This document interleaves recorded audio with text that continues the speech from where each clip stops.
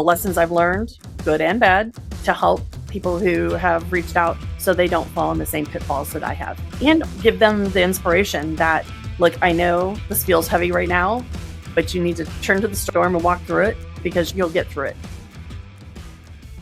All right, welcome back, Snow Fighters. I'm joined today by Stephanie Leveling from Boss by Integra. Thank you so much, Stephanie, for taking time out to be with us today. Absolutely. My pleasure. Well, one of the things that I always like to do before we jump right into products and services and what's new with Boss software, I really want to just take a few minutes for our listeners to get to know you. Is that cool? Yeah, absolutely. Absolutely. Because you're not a typical software nerd type person, You have an interesting background. So just maybe just let me give you the floor for a few minutes and just kind of tell us about your background. Sure. No, I appreciate that. So I've been in the landscape and snow industries for roughly over 30 years now. I went to Illinois State University, started out as a finance major, had to take a class, a general studies type class. And so I chose horticulture and actually fell in love with it. There weren't a lot of women. So I was asking people like, did you choose this? And they did, and just really liked it a lot. So I checked into the program, and it was agribusiness. So you basically still had to take all the business acumen, which is what I wanted, but you got all the horticulture part. And so when I pitched it to my parents, or mostly my dad, I'm like, hey, I think I want to change my major. They're both accountants. So okay. That was kind of a different trajectory for them. But my dad, getting the business side in there is important. Absolutely. So yeah, I'm sure that was me very well over the years. For sure. So my dad was just concerned that if I could make a living at it, and I said, sounds like it. And as they say, the rest is history. So jumped out of there and started out in the greenhouse industry. That's where I did my internship. But that was like Groundhog Day to me. You're doing the same thing over and over, and it was not interesting. But I learned a lot about the plants and how they grow, really learned a lot about annuals and perennials, and then decided I needed more interaction with people, not just plants and snakes. I started out in the industry as a crew member and slowly moved into crew leader, supervisor, and then spent most of my time in account management, which I absolutely. In what part of the country? I'm in the St. Louis market. Yes. I live in O'Fallon, Illinois, and the St. Louis market is somewhat small, but large enough to where, there's plenty of work for everybody. And so, I really enjoy working with clients, helping them solve problems, really just being a grounds manager for them and developing relationships of trust with them so that when they have a problem, I'm steering them in the right direction. Fantastic. And what do you like to do outside of work? Outside, well, as you can see behind me, I'm a big Packer fan. So this is my time of year where I do nothing but watch football.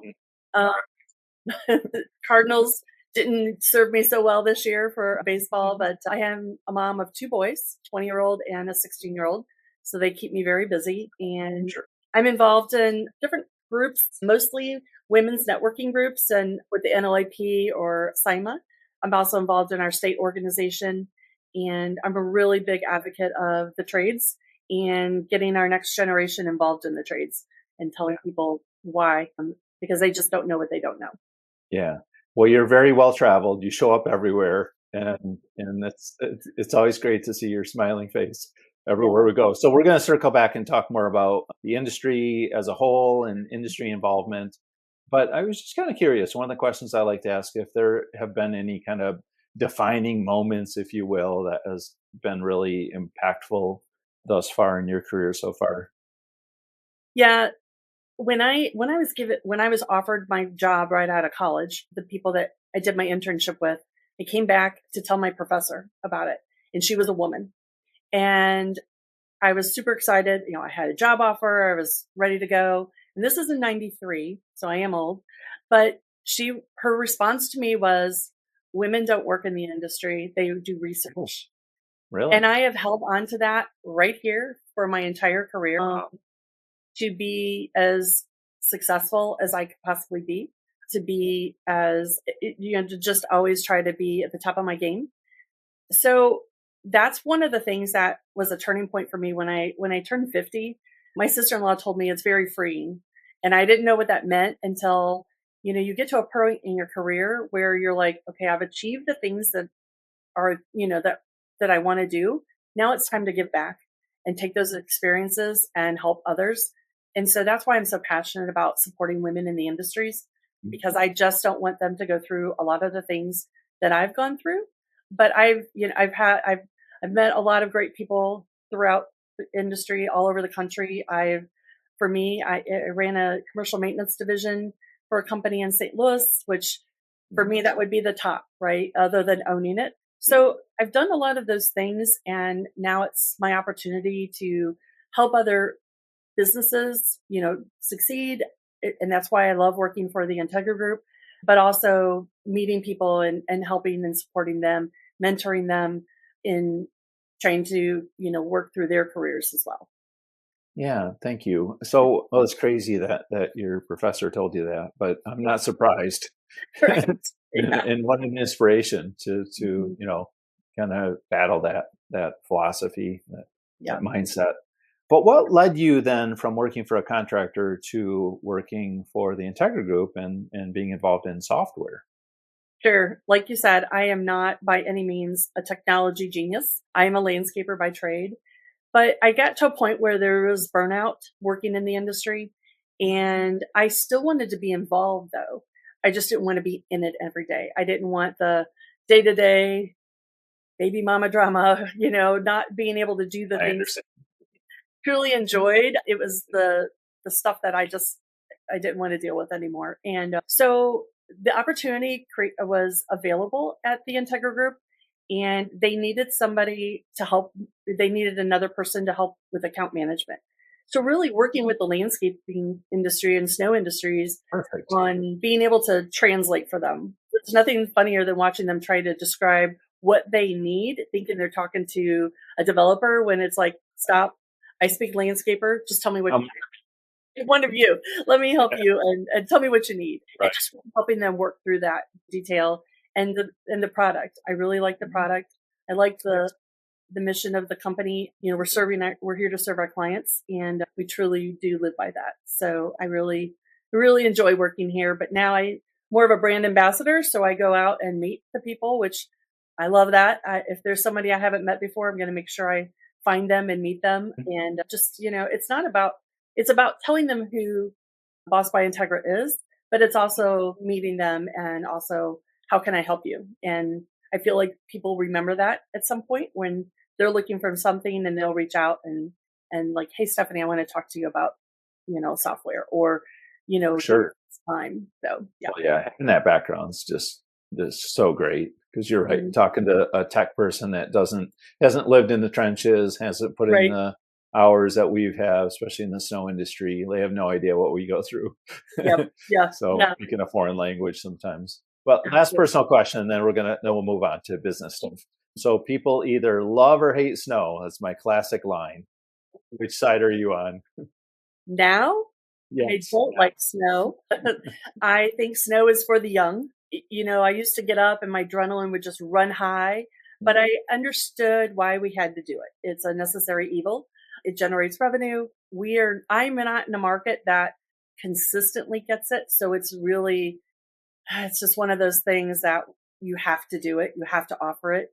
And for me, as you get older, it takes more to recover. Sleeping on the floor or on a couch or taking these cat naps that just, it's just harder and harder. But I enjoy standing at my window watching it snow with a cup of coffee. That's There you go. for me. And I really enjoy sleeping through the night. Yes. No, I understand. Well, you've heard me say this before because you've been a regular attendee at Snow Fighters events, but I think the really one of the best correlations with the snow industry to any other industry is the firefighting It's industry, if you will. And when I think about, what a firefighter does for a living, just the passion they bring and the energy and the drive to help people in a crisis, if you asked a firefighter, do you love a fire? Do you love fire? They're probably not going to say, "Oh yeah, I love fires. I love it when a house burns down." right. They're not going to say that. They're going to say, "Man, I'm so glad I have the ability to help people in need when there's Mhm. a crisis and there's an emergency," and that's what gets me excited. Mhm. So we train for this, we prepare, we shine our trucks and we make sure everything works and we're ready to go because Yeah. it's an emergency service. And so I think just thinking about snow services as an emergency service, to me, that's the right mentality, which is a little bit different than it's a necessary evil. It's more Mhm. about there's a passion behind it. There's an understanding that, hey, I am going to sacrifice myself. I'm going to leave my family for 3 days or whatever. I'm going Right. to, give of my time and my body, and I'm going to, I'm going to suffer a little bit because I'm doing something that matters. Mhm. And I think that's the thing that inspires people, because I meet so many people that are so passionate about the snow and ice industry, and I Mhm. think that's what's really driving it. Yeah. Yeah. I Now, when I was a kid, I loved snow, of course. Who doesn't, right? But right, exactly. Yeah. well, now we're going to shift. Yeah, of course. So we're going to shift gears a little bit here. We're going to talk about Boss Software and the Integra Group. Yep. And thank you so much for your patronage, your sponsorship, your dedication to the industry and education. You guys have been wonderful partners of ours, and it's just so great to have you present at our events to help, because you have experience. You not only know about the software solution in terms of Boss, but you have real life experience. So it's a twofold thing that's very unique. So thank you. Yep, our pleasure. Absolutely. It's nice to meet people who are passionate about it, who are there for all the reasons they want to learn. They want to learn more and pick up even if they've been there multiple times, they're still picking up tidbits of information that maybe they didn't catch the first time and all the Yeah. networking with their peers. Yeah, it's great. So the last time we had a podcast with the Integra Group, we were really talking about the software and specifically the snow and ice module, if that's the right word. The solution for snow and ice contractors within the software. And so we really kind of went through that in some detail. We're not going to do that today. We're going to talk more generally about how this fits in, how the software is a good solution for snow contractors, and then just your role in the company. And we also want to hear kind of what's new. What's new with you, what's new with Boss and with the Integra Group. So I'm kind of just going to let you take it away. You already told us what your role was with the company. Maybe you want to define that a little bit more, but like, what do you do, and how do you help people with this software package? Sure. Yeah. So I am the brand ambassador and I do work with our existing clients. So my role is basically to go where snow and ice people are meeting and be part of that. So my last visit was at the Simon Leadership Forum down in Nashville. And before that, I was with you guys in, where were we? We were in You're in Massachusetts. Milford, Massachusetts. Like, yeah, my kids make fun of me. It's like, Waldo, where's mom? Uh-huh. Yeah, I'm All over the sure. country. But what I always find interesting is when we go to these things, clients don't always view us at the industry as professionals. And it's a big thing to me is we need to remind ourselves that we are professionals. We go to things like Snow Fighters. We go to things like SIMA and the different events that they have to make ourselves better. And we're not just working, I would like to say over 60 or 70% of the industry is not using pen and paper. They're using some sort of software, whether it's an app, whether it's, you know, QuickBooks, something to help them to be better and more efficient. They want to know if they're making money or not. This isn't I think I'm going to go plow snow for, Mrs. Jones because I'm just going to help out. This is professionals investing money well before the first snowflake flies.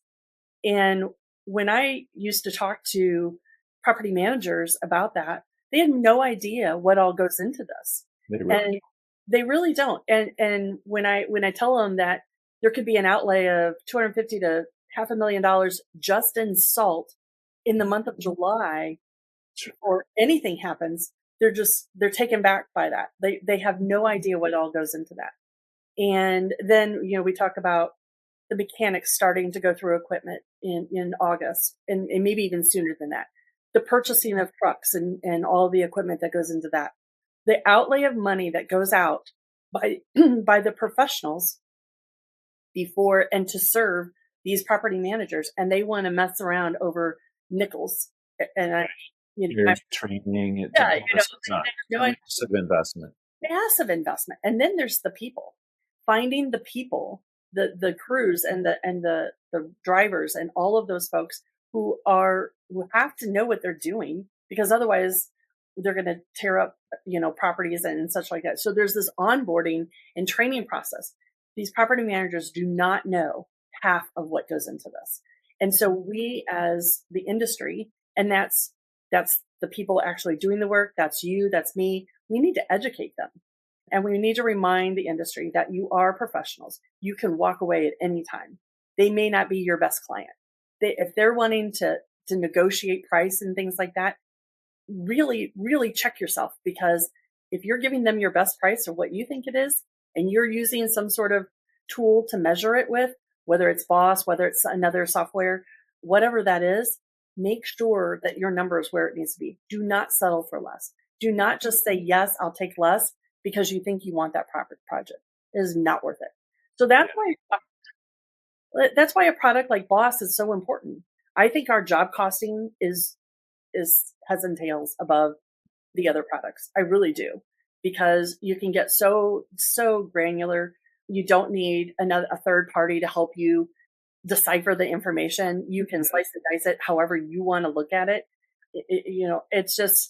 It's amazing to me that more people don't look at it from that point of view. They're looking at, can it help me estimate, which is important? Can it help me schedule, which is important? Can it do things in the field? Can they do it on an app or on a web-based URL, whatever that is? But at the end of the day, you have this mountain of data after an event. Well, what are you going to do with that? You need to know, did we perform? Did we not perform? Do we need to make some adjustments? Do we need to change our route? Do we need to, look at, this guy put down a lot of, and I don't want to say ton because that would be a pun, but a ton of salt in an area that he didn't need to, right? So are we measuring the salt properly? There's ways of doing that too. So that you get all this data back. And if you want to be successful, you need to be able to analyze that.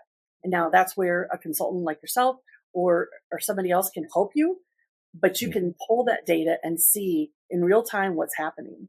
And then, because many places, snow happens the very next day. There's another event coming right on the heels of the first one. Maybe not in St. Louis, but in other parts of the country, it's continual. So you need to be able to analyze that in real time. And I really believe that's my role, is to go out and talk about that. My role is to help people who maybe just don't know what they should be looking for and give them some guidance. Sometimes it's not with us, Boss by Integra. Maybe we recommend a different product because maybe they don't have the resources to do the onboarding, or it might be a little robust for them right now, but they're going to get there as they scale. And sometimes they just need a connection. Maybe they're looking for somebody to help them with purchasing salt or purchasing or something. And I know those people too. And I like to be a connector of people because I'm in those circles. Yeah. I do too. Yeah. Yeah. And Well, it fills my cup too. So yeah, right. No, that's a really great way to approach this, because that message that there's this huge investment, I say massive investment, which I truly believe in, not only equipping yourself, but in being a professional company that has data analytics and all the support and coverage that you need, because we're in the risk management business, right? Everyone's trying to make sure they're covered when something bad happens. And one of the things that I think is really unique about Boss by Integra is all of your data for your snow events is within your business management software platform. So it connects to everything else that you're doing, and you can run those robust financial reports and all the analytics that you need, versus so many other products that are disconnected and that say they talk to, everything claims to talk to everything, but nothing talks to anyone, So unless it's within a system, like good luck, right? Right. Yeah. A lot of people like to tout how big their tech stack is. I use all these platforms. Yeah. But the problem is none of them talk to each other. So you still have this giant room of admin who still have to enter all that data in. And then that just that's human error, because we're human, right? But two, it just takes longer to get the actual data all put into one place. So when you're working with Boss, we integrate with almost every accounting software there is. We don't need to reinvent that wheel. There's good accounting software out there. We integrate with all of the payroll companies. We don't need to reinvent that wheel either. So, you got to pay your people. So that's going to integrate with them. We have other integrations, whether it's measuring tools or trying to think GPS, a lot of GPS software as well. So those are key things that are important to your business. You've got to pay the people, you've got to pay the bills, you want to know where your people are at all times. There's just so many different things, but having all the different things disconnected is not serving you. Bringing them all in one place, because if I decide to go on a 2-week cruise during the middle of winter, which nobody does in the industry, but if I decided to, I should, right? I can now, but that way everybody has the information. It's all in one place. You don't have to worry about it being on somebody's desktop or a piece of paper in somebody's notebook or whatever it is. It's all in one place. So you can see the hours of operation. You can see who the contact person is. If there's a reason that you need to contact them, day, night, whatever's happening. Photos can come in and they're all in one place. So, and then all of that invoicing comes out of there. All of your invoicing comes out of Boss. And then it's a two-way sync to your accounting system. You don't have to, it's not a one-way dump where then you have to tease it all out. It's going to go back and forth. And so again, it's all real time. And that's what you need to make decisions in a situation, in a temporary inconvenienced scenario, which snow is, but it's also pertinent that you need to know so that you can make quick decisions for the next event coming. Mm-hmm. Yeah, when I think about all the software solutions that are out there are several. Many is probably the right word. I don't know if it's a crowded field or not, but there's lots of different choices. So we've been talking about some of the unique, aspects to Boss by Integra. But if there was one thing that just really stood out to you that makes your solution very unique and attractive, what would you say it is? Well, I do believe that our snow module is heads and tails above everybody else's. We bring in our best users to come in and have strategic planning on what they want to see that solution look like. So if there's some new tech, if there's something new that's happening in the industry and they're like, hey, we really need this, then they come and we have a steering committee and they talk to us about what they think the next improvements need to be. And we figure out what that's going to take. So we're hearing it from the people that are actually doing it. And they're in the top 100, top 50, if you will, producers. Yeah. And so, because our developers don't know, I'm not in it to know all the time. I mean, I listen and I think I hear most of that, but they're the users. They're the guys and gals in the heat of the battle. And so they come to us and they talk about what they think they need and they speak on behalf of the entire Boss community. And then we research it, we figure out what it's going to take, and then we move forward. And so everything that's been done in Boss is as a result of somebody from the snow and ice or landscape industry saying this is important. So whether it's, bringing in, we're using apps now as opposed to just the URL. So their snow app is getting ready to get released here soon, very soon. So that way, if you're in an area that's not connected, you're not going to lose anything. I also think that one of the things that really brings value is that once you're onboarded, we don't just leave you and say, sorry, or say, hey, if you want more help, you've got to pay for that. We're always here. That's how I started with the elevation team. So I think our support and our elevation team are super key in any onboarding because we always are with you to help you learn and help you learn and help you continue to use the software to the best of your ability. Yeah, thank you. You mentioned an elevation team. What is that? So it's essentially a team of account management folks that also put on webinars, they do training, they do videos, and they put a lot of information together on our knowledge base site, which is a support site that you can go and if you're curious about how to do something, you can look for articles or videos. They're there to help you every step after you've done your onboarding because it's so robust. I say Boss is like a perennial. The first year, you're just trying to learn it. You're just getting your feet wet and figuring it out. The second year, you're much more confident in a lot of areas, and you're ready. You're operating. You're seeing the benefits. You're catching that low hanging fruit right away. That third year, you're leaping out of the ground because now you're using more advanced features of Boss, and you're really stretching your people and using it to its ability, and really seeing benefits that you didn't count on before, and getting that information out of job costing, and really manipulating and getting organic with your numbers, and that's only going to help your people as well. Yeah, it does take time, whether it's, no matter what the program is, Boss by Integra or any other program, we do need to be realistic about how long it takes to fully implement. Maybe no one's ever fully implemented any software. Let's be honest. Right. 70% is probably really good. 80% is probably amazing, but it probably takes 3 years, and we really need to be mindful of that there is an investment of time, but that's necessary. We can't just flip a switch and have everything up and running day one. Right. Exactly. Or even year one. There's no way. And that's a great point. No matter what platform you choose, no matter what they tell you, it's going to take time and resources. And resources are your people, because you have to. This is your data. This is your production vectors. This is your pricing. This is your how you want it to look. So they can't do that for you. No matter what anybody says, it's got to be your information. So you have to pull that. You have to pull your contracts and get that information in there. So as long as you have the resources to do that and have the data available to put that in, you're going to be fine.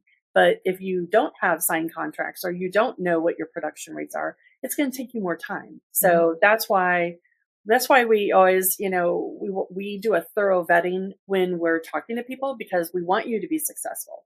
If you're not successful, you're not going to have good things to say, and it doesn't help us. So we want to make sure that you have a good experience at this, and you're successful. And so even if you say, yes, I want to use Boss, we're going to go through a discovery process. It's like this. We come in and we're going to ask you, start to finish, show us your processes, your as is today, and we're going to show you what that looks like in Boss. So that way we find any speed bumps that might occur, something that's a hard line that you absolutely need. We're going to discuss that. What does that look like? Are you going to be open to changing it so that it works with Boss? Are you going to need to do an enhancement so that you get what you need and have it done your way? Or is this something that maybe isn't going to work out, and we're all finding it now, instead of in the middle of your onboarding when money is being spent, resources are being spent, and now what do we do? So once that discovery is done, we write you a thorough report. You decide, yes, we still want to move forward. We decide, yes, you're still a good fit. And we have told people, maybe not right yet. And we're going to tell you what you need to do to get there. And then we check back with you, and we've had great success doing that. And it's just that second checks and balance one more time to make sure. So. Yeah, it's so important. Yeah. And I just see so many people bounce from one software to the next. And really the message to the company is, you don't have to invest in this because I'm going to give up on it. So I've seen people undermine or just ignore implementations because they think, oh, in 6 months, this won't even be here. So why bother? Why waste my time if the owner's not going to stay committed? Right. I'm not wasting my time here. I'm good over here, not learning this. Yep. And so, and then, inevitably, oh, this didn't work. Well, no, you just, because you're hop skipping through all these software programs, you don't have any buy-in from your team. Of course, it's not going to work. It's not going to be implemented by them. So that's a huge mistake. I think it's so smart to have that upfront understanding of fitness and then commitment, and saying, hey, this is a long-term endeavor here. This is a marriage. Like we're jumping in this thing, like, unless something crazy happens, we're committed. And if you don't approach it that way, you're gonna have trouble. Yeah, it has to start from the top. It has to be, the owner or whoever is running point has to be the champion, and they have to. Sometimes it's not the owner, right? Exactly. And so Right. they have to be the champion and show everybody that this is the direction and stay committed to that so that Mhm. everybody else, like you said, the buy-in, it's super important. We can tell when we walk in a room and everybody's got their arms folded and, Right. looking down and they're doodling. It's like, Right. I don't know about Yeah. this. So Well, I want to talk about the industry and just some of the involvement you're involved in, you and on behalf of Boss by Integra. But is there anything new and exciting you want to share with us before we move on?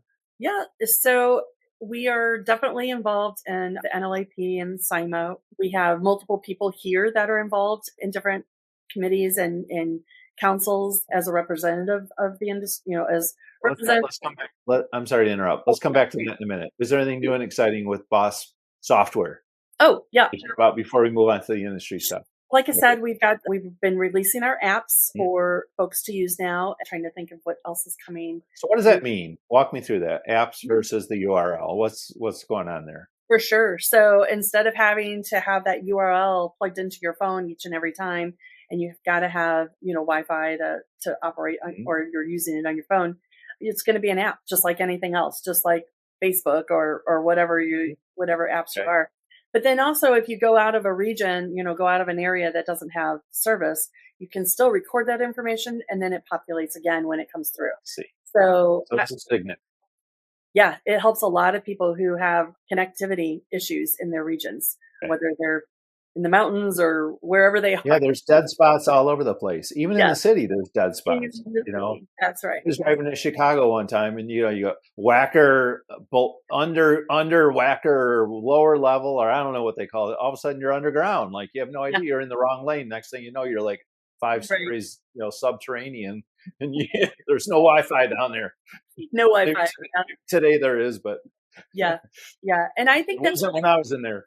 yeah, and I think that's super important when you're in snow removal because you don't have that time. Like there's just no time in snow removal. Like Hmm. you got to be able to click in, click out, and take your photos and do the things. And so if you can't record all of that information or all of a sudden you don't have connectivity, you're dead in the water, right? So this is really important. I think this is really important. It's a big move for us to be doing this. And so I'm really excited about that, especially for the snow and ice Great. industry.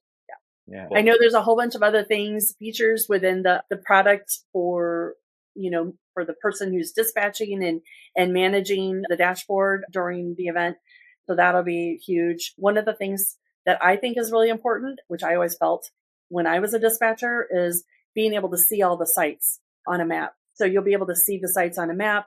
You'll be able to see, you'll be able to make sure that everything's being included in a route. That's both for landscape and snow. So it's going to be really powerful to be able to look at that and say, oh, we got this one that's on the northeast side, and someone's got to get that. How are we going to Mm. make sure that that's happening? So We usually end with this, but let me just ask you right now. If someone wants more information, how do they contact you? absolutely, you can reach me at stephanie.leveling@theintegragroup.com, or easiest way is my cell phone is 618-830-4118. Awesome.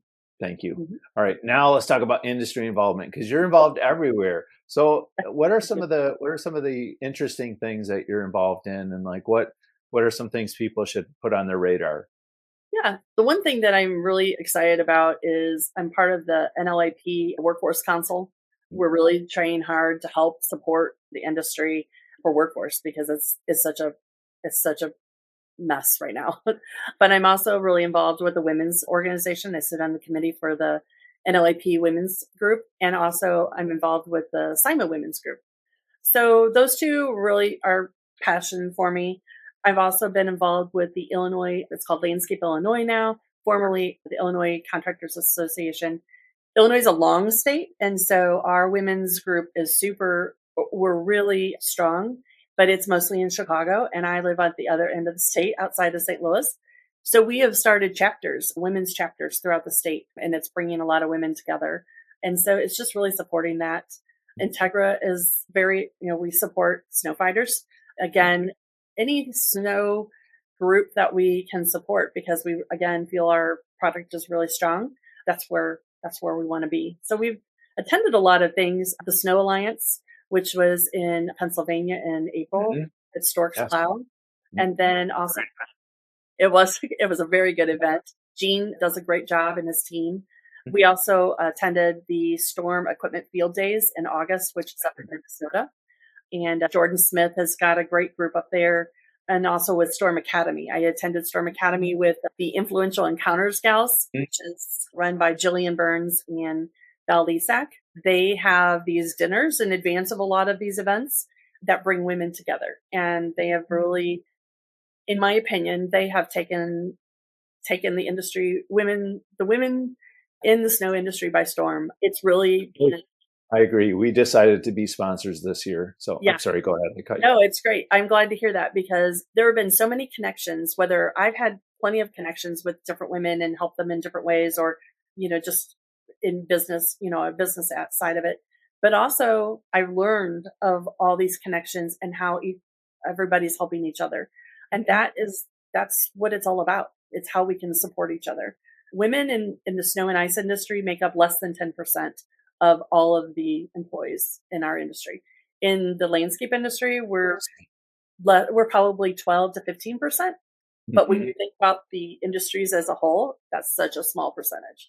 So we have to support ourselves. But at the end of the day, the men that support us it's really inspirational because these younger generations that are owning these businesses they don't understand why they were the way they were in the past, because it's a demographic of people that can work and want to work, right?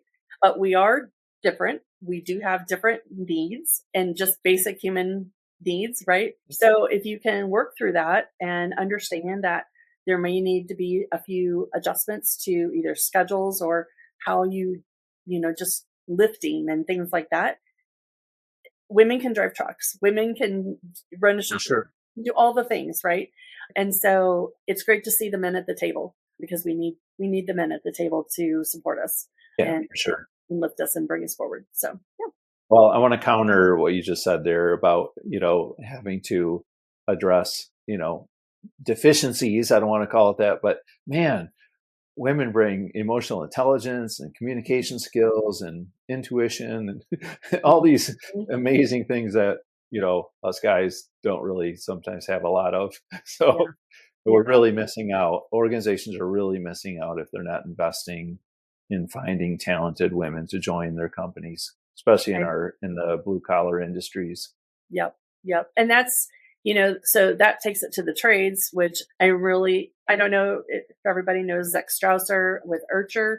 He's really getting involved, not only with his apparel for the industry, but supporting the trades. And my family, my husband, my kids, we're part of the trades. They're heavy equipment operators. My son went to trade school. So not everybody has to go to college, but parents, I'm a Gen Xer. So we were told we had to go to college. So I'll think our kids should, but it's so much more. And so I bring my soapbox everywhere I go to stand and say, the trades are a great solution to the problem. My children are ADHD. They couldn't hold the attention whether, it was school. They just stopped. But you get them in a piece of equipment or whatever it is, and they take off and they excel. And so there's so many kids like that, or they just don't want to sit behind a desk.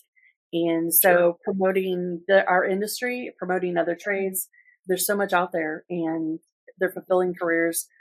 They will have all the things that they grew up with. We've all worked hard for what we have, right? Well, they're going to work hard and have those same things. And so just being able to tell people what they don't know and showing them that working in the landscape and snow industry is not just a stepstone to their big boy job or girl job. It's actually something that can be fulfilling. Like you and I both have very fulfilling careers. We have absolutely the ability to do wonderful things in our lives. And I always tell people that I'm like, I've done really well for myself. and this is what I did. And so, and then they are like, oh yeah, I forgot, it's like, it's more than just seeing a guy in a truck and a trailer, just running down the street. We're professionals. Again, we have to look at ourselves as that way. Yeah. I mean, that's the work that you're doing with the Workforce Development Committee with NALP, getting that message out that this is a great career, in a career that should be on people's radar that isn't. Yeah. When I went to business school, I assumed I'd go with my 4-year degree, 21 years old. Yeah. I'm going to go work for IBM or General Mhm. Motors or some big corporation. They're just going to take care of me the rest of my life. Right. And, that's such a, well, number one, it doesn't exist anymore because that loyalty doesn't exist Right. within corporate America. But 100%. man, working in the trades or working in this field specifically was never on my radar Yeah.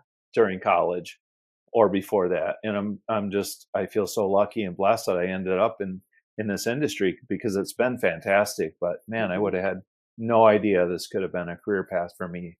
So Yeah. getting that message out is with our young folks and with our kids and their friends and through these committees get to a wider, to the society in general is so important. Yeah. Yeah. So thank you for the work you're doing. Yeah. Yeah. Yeah. Yeah. We only have a few more minutes, but go ahead. I'm sorry. Oh no, I know the Board of Education here where I live is probably tired of hearing from me, but I live by Scott Air Force Oh, Base, which is the headquarters for Transcom, which basically Transcom manages every single thing that happens with the military throughout the world. And it's the heaviest officer based military base there is. So all the kids that go to our school are pretty much expected to go to college. That's the mentality that comes with that. And so they're finally understanding that these kids are going away to school. They tout all these scholarships that they get, and then they drop out and they come back home and they don't have these jobs and they're working wherever, or they're going to the junior college or whatever it is. And so they're finally starting to do more with that. And I think that with the amount of people that are graduating or retiring, so for every 10 retirees, we only have 2 available people to replace them in the trades. That isn't that because crazy? it's such a big generation and we don't have Mhm. enough generation to fill those positions. Mhm. We're desperate for Right. this. So Right. Every industry. yeah, Yeah. that's what motivates me. Yeah. Well, I was going to ask you about the state of the industry, but I think you just described it. Yeah, Because it is. the workforce issues really are driving the industry right now. Mhm. That has been our number one issue for years. It's going to continue to be our number one issue. Is there anything else though that stands out to you as maybe a trend or just something that our listeners should keep an eye on that's happening in the industry that you're aware of? Yeah, the big words now are, or the big letters are AI and how that's affecting our industry. I think AI is great. I think it's really helping with technology, but I think it needs to be watched. It's not fully vetted. We use it for a lot of different things in our world, and but we need to be careful with it, especially when it comes to your business management platform. When you're using AI, that's out there for everybody. That's why, if you think about that, how much are banks using it? How much are financial institutions using AI? They're probably using it to some degree, but at the end of the day, they're super careful with it because it can be replicated. And so I feel that technology, autonomous mowers and robotic everything is great, but I think we need to really define what AI means and how it needs to be used and how it needs to be. It just we need to be careful with it. And maybe that's me being conservative. I don't know, but I have heard a lot of different things about it, and when I look into it further, it's like, oh, that might not be great solution. Chat GPT to write an email, all that's great to help you do different things and tasks, fantastic. But just be careful with it because Yeah. it's out there Great. for us. Yeah. So, No, there's definitely a burden or responsibility that we have to vet any AI tools we're using. I've mhm, been listening to a bunch of legal podcasts and participating in some webinars that are talking about this because this is a real issue in law firms right now mhm, and thinking about what's acceptable and what's expected. So on one side, you have clients that are expecting you to use AI because of the productivity gains, yes. right? Why are you billing hundreds of hours for doing all this research that AI could have done in 5 seconds. Right. So there's that. But Yeah. then the other side of it is the quality of what you're getting from some of the AI tools. And Right. and so just it's really important to understand what you're using it for, what the limitations are, what biases are inherent, what errors are common, Mhm. and just being well versed. And you can't use AI blindly or it's going to come Mhm. back to bite you. Yeah. Yeah. Yeah. I agree with all of that and more. Yeah. Yeah. Well, I want to land on this. So I want to ask you what you're most proud of in your career so far, and if you've had any significant kind of over challenges you've had to overcome that that has kind of propelled you in your career. So maybe that's two different questions, but I want to end with that. So I'll let you talk. Yeah, sure. Well, like I mentioned at the beginning, having that female professor tell me that I should be in research Mhm. highly motivated me. My parents have never told me I couldn't do something. And I mean, try, like if I said I wanted to be a firefighter, they would be like, okay. My mom and dad never limited me or told me that I was never not going to be good enough to do something.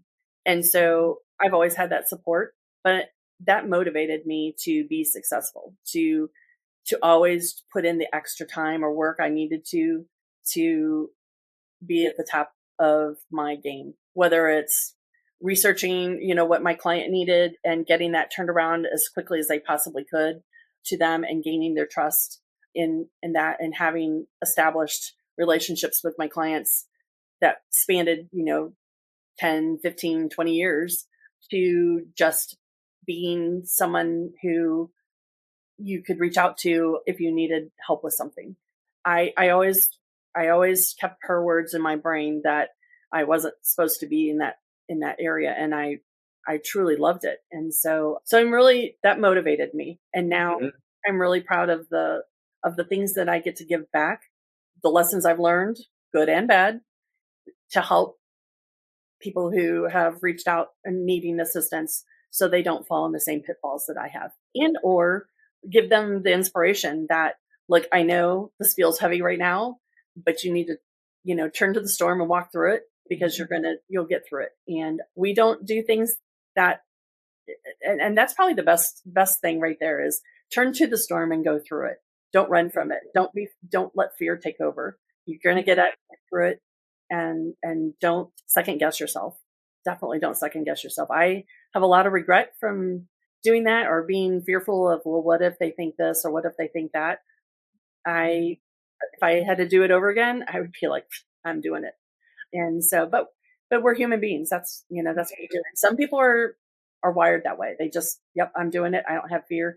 But if Yeah. you fail, you won't learn. And Mhm. when I failed, I've learned and I've been successful the next time. So yeah, Especially for a younger person yeah, who maybe doesn't have that confidence or doesn't yeah. have that perspective. I think we gain that perspective as we get older. We realize, you know Hmm. what, life's too short to mess around here. I'm going Yep, for it. I don't really care what anyone thinks, but 100%. that's tough. That's tough when you're in your 20s or 30s and It is. kind of up and coming. But thank you for that. And I just want to say thank you for being such a great advocate of our industry and being so involved. I love seeing you everywhere I go with your big smile, and you're so warm and friendly, and I really appreciate you. So Well, thank you again for being here today. thanks for having me. I've enjoyed it. Thanks a lot. Take care. I'll see you at an upcoming event. Another event. Absolutely. Take care. All right. Bye, Stephanie. Bye.